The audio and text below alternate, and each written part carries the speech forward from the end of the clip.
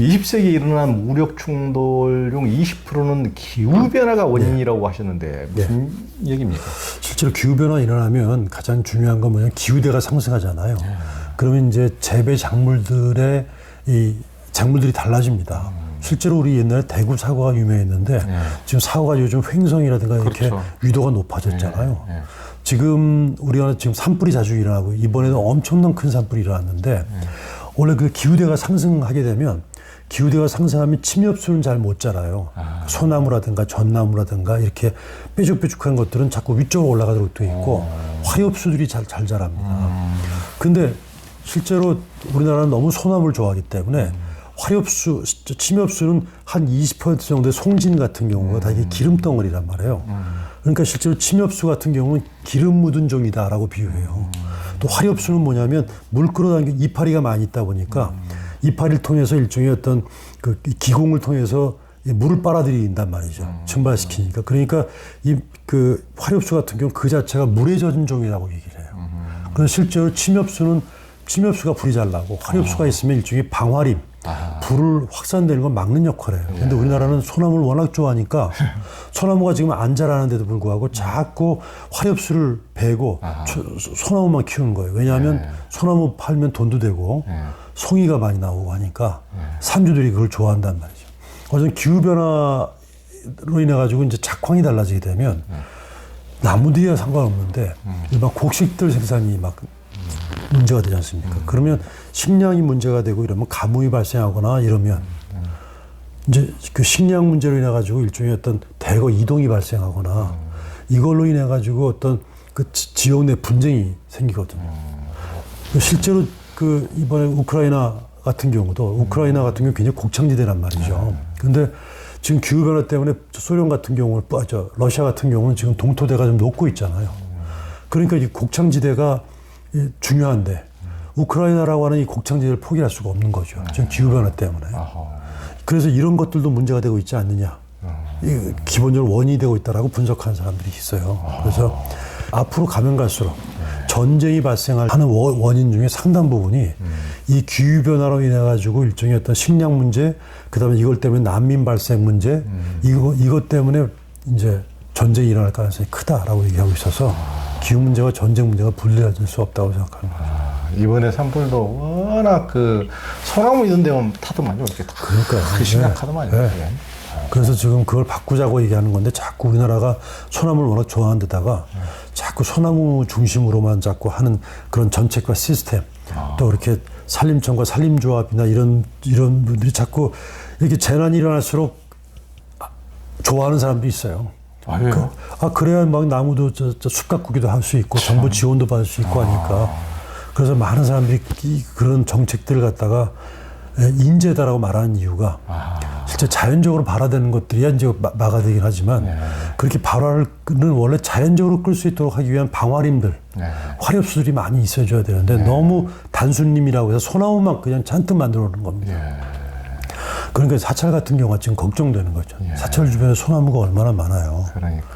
그 소나무가 우리나라는 워낙 사람들이 좋아해서 남산 위에 저 소나무, 일송정 푸른솔, 소나무가 무슨 기계가 있는 그런 나무라고 생각하지만 그건 인간의 관념이 투사시킨 거고 원래 화렵수라든가 이런 게 훨씬 참나무가 괜히 참나무입니까?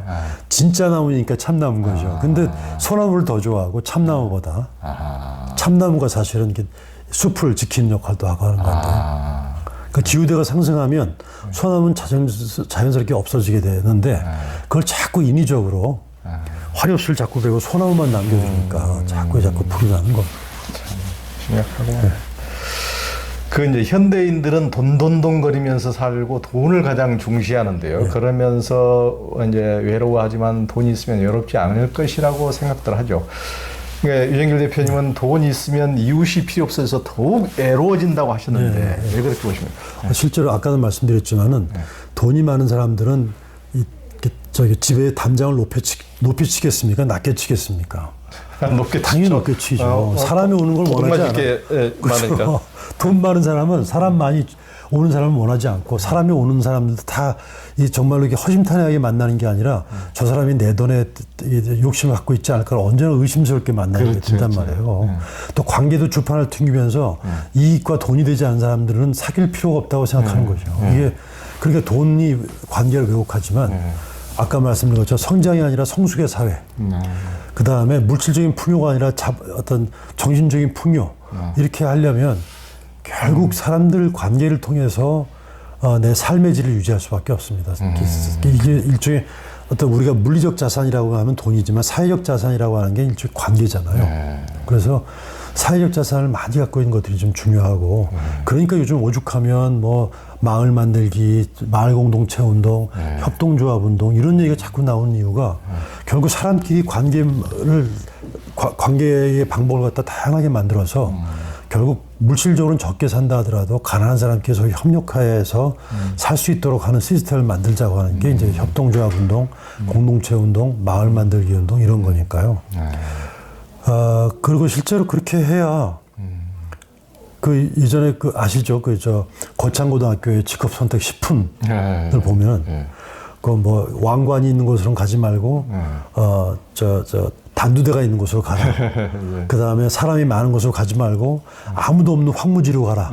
이것도 있는데 맨 마지막에 재밌는 게 저 부인이 반대하고 부모님이 반대한다면 틀림없다. 의심치 말고 가라. 이런 얘기가 있죠. 저는 이게 정말 맞다고 생각합니다. 그래서 정말 저기 기업하는 사람도 성공하려면 어려운 일 하라고 말하는 것처럼 어쩌면 우리가 어쩌면 돈에 의존하는 것은 내가 볼 때 가면 갈수록 돈 버는 능력은 중요하긴 하지만 이 관계를 만드는 능력 같은 경우도 더 중요하거든요. 그렇죠. 전 그런 것들의 감각과 기능이 발달하는 것이 앞으로 실제로 지금 교육도 보십시오. 지금 사회교육도 워낙 경쟁사회다 보니까 아이들끼리 서로 이기는 교육을 하지 협력하는 교육을 안 하잖아요. 그러니까 이제 서로 협력하려면 사실은 내가 남을 도와주고 배려하는 마음이 있어야 되는데 또 내가 손해보는 마음이 있어야 되는데 그러다 보니까 이제 뭐 왕따 문제니 뭐 이런 것들이 생기는 거죠. 그러니까 우리 이정규 선생님은 참 거룩한 불편을 자처하면서 이렇게 뭐 돈을 벌거나 하여튼 뭐 이러진 않았지만은 좋은 분들도 많이 알고 많이 만나고 또 친구도 많고 부자시죠. 복이죠. 저는 사실 내 주변에 참 정말 소중하고 대단하고 존경스럽다라고 하는 친구와 후배와 이런 사람들이 있는 건 내 마음속에 어떤 그런 사람들이 이렇게 빛이 비춰지는 거잖아요. 좀 내가 그 사람하고 똑같진 않다 하더라도 그런 사람들을 언제나 이렇게 마음속에 흠모하는 마음을 갖게 되기 때문에 일종의 그런 부분들이 나의 삶을 변화시키기 위해서 사람이라는 건 누구를 만나느냐를 보면 그 사람의 본질을 알 수 있는 것처럼 나를 풍요롭게 만들어주고 나를 갖다 이렇게 성숙하게 만들어주는 고마운 스승들이죠. 그러니까 그만큼 또 유 선생님이 다른 분들에게 주니까 또 같이 친구가 되는 거죠. 우리나라는 이제 진지 드셨습니까? 이제 식사나 한번 합시다. 뭐 밥술이나 먹고 산다. 뭐 이제 밥벌이는 한다. 인사말에서부터 밥이 굉장히 많이 들어가고 그죠, 가족들도 밥을 같이 먹는 사람들이란 뜻의 식구라고 할 정도로 밥을 중시하는 문화인데요. 그 원인이 뭘까요? 우리가 참 글쎄 어쩌면 사람의 삶이라고 하는 게 먹는 것들이 거의 뭐 옛날에 뭐 먹기 위해서 사느냐 살기 위해서 먹는 이런 말처럼 먹는 게 가장 중요했지 않습니까? 그러니까 기본적인 어떤 생존을 위해서 먹는 것들이 중요하다 보니까 그 먹는 것들을 서로 점검하는 것들을 통해서 그래서 그 사람이 정말 잘 살고 있는지 그 사람이 지금 힘들지 않은지 그 유일한 척도 딱 점검할 수 있는 지표가 밥 먹고 있느냐. 실제로 지금 제가 이제 어머니를 갖다 이제 간병하다 보니까 어머니가 힘들어하고 뭐 다 떠나가지고 밥을 잘 드시면 일단 무조건 이제 건강해진다고 생각이 들어요. 밥을 못 먹는 데서부터 모든 이제 뭐 병의 질환도 그렇고 밥만 잘 먹으면 건강한 거다라고 생각을 하게 됩니다. 그래서 어쩌면 우리가 밥 잘 먹는다, 거의 대부분 다 이렇게 밥 밥 먹는 거 관련된 인사지 않습니까? 언제 한번 우리 밥 한 끼 먹읍시다. 아니면 너 요즘 밥은 먹고 다니니? 뭐 죽은 사람을 밥술 났습니다라고 그러기도 하고. 예? 밥 숟가락 났다. 그 밥술 났다 그러고.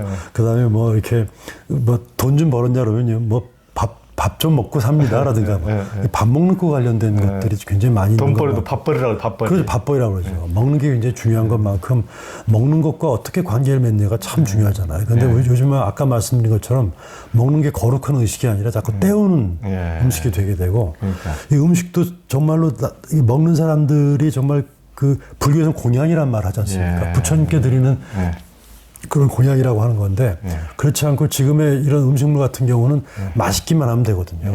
팔리기만 한 상품이기 때문에 혀끝의 맛이 중요하거든요. 그러니까 갑자기면 이런 이 매식을 하는 것들은 굉장히 맛이 강해집니다. 그다음에 아주 혀끝에 아주 맛있는 홀리는 맛이 있거든요. 제가 저 공양주를 하다 보니까 했을 때 그 오신채를 안 쓰잖아요. 파, 마늘, 달래, 부추, 홍거. 안 쓰고 한 6개월 정도 이제 그 절에서 있다가 밖에 나가서 매식을 해봤어요. 매식을 했는데 난 너무 놀랐던 게 파마늘을 집어넣으니까 제가 약간 음식에 홀린다는 느낌이 들 정도예요. 그거 안 먹다 먹으니까. 그래서 불교에서는 이 오신채를 안 먹는 게 이 맛에 홀리게 만들어서 계속 맛있는 걸 찾아다니게 만드는 거예요. 탐착하게.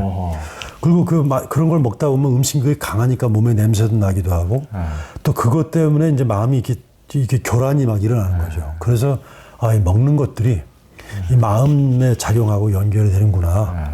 그래서 어떻게 먹느냐가 이게 막 때워서 먹거나 그냥 막 이게 아니라 음식을 향해서 아주 거룩한 아까 바로형처럼 이 모든 음식들이 무수한 많은 사람들이 노고로 만들어졌다는 것들을 깨달으면서 거룩하게 먹는 음식과 정말 차이가 있기 때문에 음식을 정말로 대하는 마음이 중요하다. 이런 생각이 좀 많이 듭니다.